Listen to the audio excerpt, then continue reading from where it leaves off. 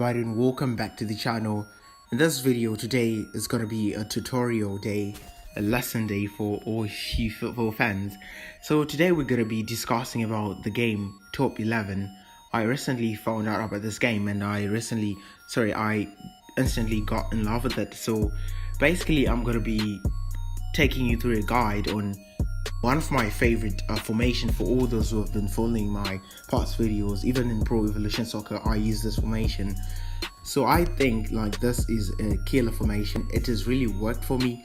3-5-2 formation, and how the best hybrid of the formation, and how you can use this formation to get the best results, to either be the king of the hill, to either be on top in the divisions or in a league or a cup, or how to win the Champions League or the Super League. For any of you who might be interested, maybe you might try to use it and find if it might work out for you as well. So let's get right into the video. Subscribe button right now if you enjoyed this video and haven't subscribed already. Before we look into the tactics and all that, I think it's best for us to look at the formation and get to understand the formation and how it works before we get into the tactical part of the video.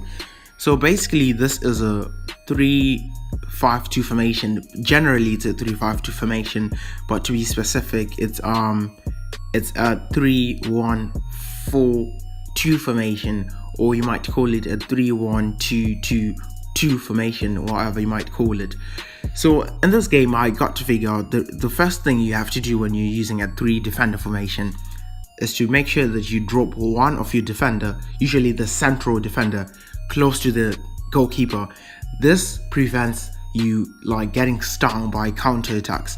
This guy, he becomes like the much of a trail defender who's always at the back of the defensive line, and he makes sure that he blocks counter attacks and he stands out in one-on-one situations. So basically the first thing you do is to drag this defender, right, the one that I just circled in red. You drag him and you let me look for a better pen.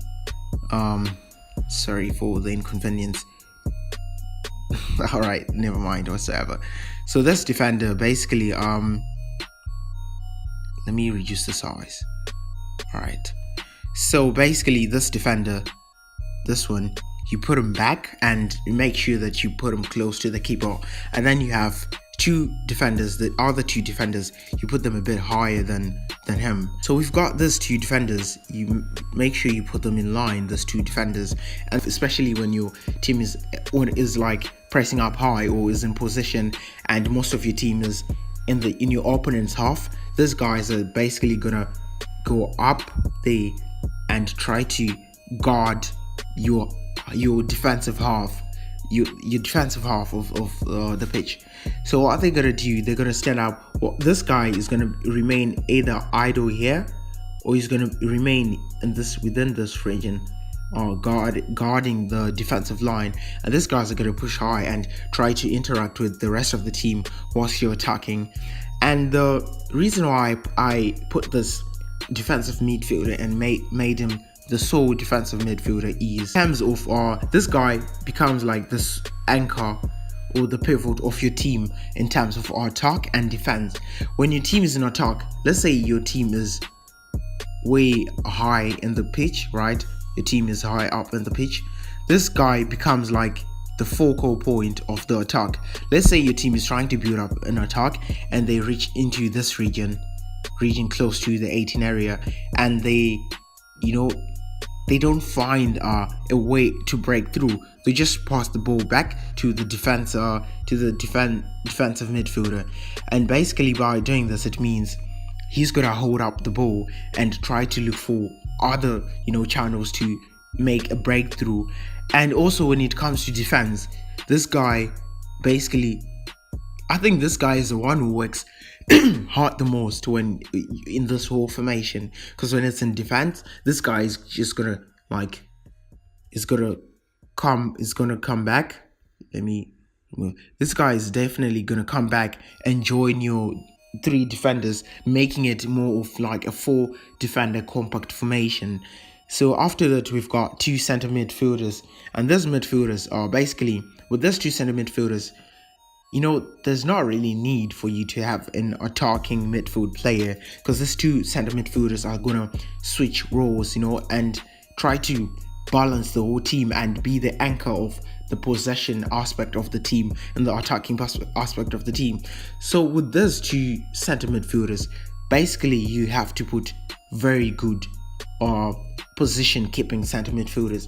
When they're with the ball, they have to make instinctive passes. They have to make those very valuable and great passes and keep in position, because whenever these guys lose position, you trouble. Because if these guys lose the ball, because your team is going to be way up in the pitch, that if there's any of these guys lose the ball, you can't, basically your opponent will try to counter you. So these guys have to be very good at possession keeping and passing as well, because these guys are the focal point of the whole team, especially when it comes to when the team is in possession. And when the team is out of position, basically what those guys do, they spread out to get into these positions and try to form like an arc of defense to make sure that the other teams, wingers and midfielders, don't penetrate deep into your defensive half. So basically, as you can see, these two guys are very important in this formation. And we've got the wide midfielders. These dudes, one thing that I noticed in this game in top 11, the wing players or the wide midfielders are a very pivotal point of your team in attack and defense. So what these guys do is, these guys usually play the ball wide, and they try to widen your opponent's team. If your opponent's team is playing compact, these guys will try to play the ball wide and try to use the guys compact, since they'll be like scattered in the middle here. Your opponent's players will be scattered in the middle. So these guys will try to to play wide and put the ball in the middle in form of crosses, low crosses, high crosses, which is a very good part of the game. And also, let's say for example, this guy called Roshkov, if he moves the ball wide, let me make a clear demonstration. The law of things, yeah. Oh god. Alright, so let's say if this guy Roshkov dribbles the ball wide and he crosses the ball, yeah, if the ball passes the first striker here and the second supporting striker manages not to get it, this guy will be in position to head the ball in or shoot the ball in from the cross. So these wide players balance your team's attack in terms of receiving crosses and receiving, playing the ball into the middle from the flanks. They play a pivotal point in it. So these guys, when the team is out, when the team is like out of position, these guys also really try to stop the wing play. They go deep and try to make your formation much more of a 5 defender formation and try to become the left back and right backs, so these guys also play a very important part of the whole thing, of the whole team. So we go to the two center forwards.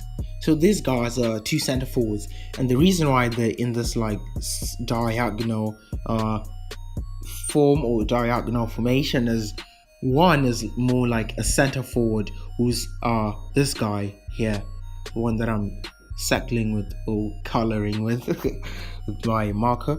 This guy is basically more of a center forward, but who plays a role of a supporting striker, because in this game there isn't really that position, the supporting or second striker position. So I basically put him a bit lower than the other center forward, his other pair, to make him much more of like a supporting anchor, and he's the one who interacts most with the midfield and the wing players. So this guy is mainly like a center forward who is also good at playmaking or creating chances or assisting. And with the other guy, this guy over there is like much more of the lone center forward, the goal poacher or the fox in the box. He's the one who makes more of the shooting inside the box. and all that when the ball and much more of the heading and stuff. So I try to make him the lone striker and try to put him up high to make sure that he feels comfortable with himself being the lone center forward who's like way up in the pitch waiting for the ball to get into the 18 area for him to finish the ball. So with that being said, stay tuned for part 2 where we're going to be discussing about the tactical part of the game, of the formation, and get to analyze in depth the tactics that are required or that match with this formation. Take care, stay tuned, bye.